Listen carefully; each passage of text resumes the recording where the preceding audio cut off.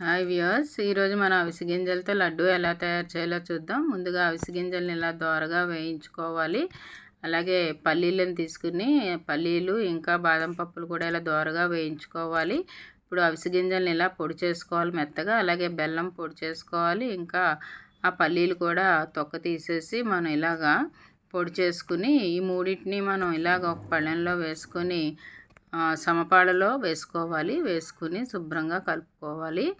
తర్వాత ఇందులో కొద్దిగా టేస్ట్ కోసం ఇలాచీ పౌడర్ కూడా వేసుకోవాలి. ఇవన్నీ బాగా కలుపుకుని మనం తగినంత నెయ్యి వేసుకుని లడ్డూలుగా ఇలాగా చుట్టుకుంటే అవిసె గింజల లడ్డూ తయారవుతుందండి. ఇది చాలా హెల్త్కి మంచిది. ఇందులో ఒమేగా ఫ్యాటీ 3 ఉంటుంది కాబట్టి గుండె ఆరోగ్యానికి చాలా మంచిది. అలాగే మనకి జుట్టు పెరగడానికి కూడా బాగా ఉపయోగపడుతుందండి. మరి ఇంకెందుకు ఆలస్యం, మీరు కూడా తయారు చేసి చూడండి.